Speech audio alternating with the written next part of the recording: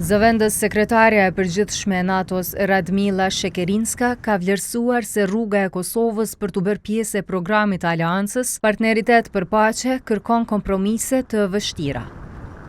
Në një intervistë për Kohën, ajo e ka përmendur shembullin e shtetit të saj, Maqedonisë së Veriut, që është bërë pjesë e Aleancës Veriatlantike Ushtarako-Politike në mars të 2020-s. Megjithse për këtë synim Maqedonia e Veriut është detyruar t'i ndërrojë emrin dhe kushtetutën, Shekerinska ka theksuar se kompromiset ja kanë vlejtur.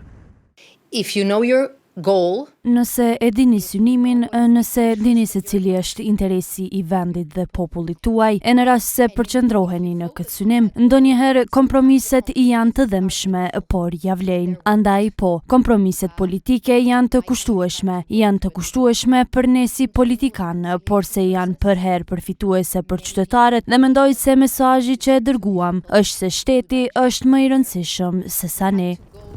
Zëvendësja e sekretarit të përgjithshëm të NATO-s Mark Rutte ka folur edhe për dialogun Kosovë-Serbi të lehtësuar nga Bashkimi Evropian.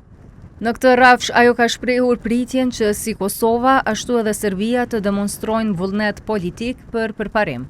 but there are no magic solutions. Nuk ka zgjidhje magjike, nuk ka përparime që NATO-ja apo BE-ja mund t'i ofrojnë. Duhet të ketë vullnet politik si në Beograd, ashtu edhe në Prishtinë për përparim. E kemi vlerësuar progresin që është arritur në të shkuarën, por besojmë se tani duhet të ecim përpara dhe kjo është ajo që ne dëgjojmë, se është pritja nga ana e BE-s.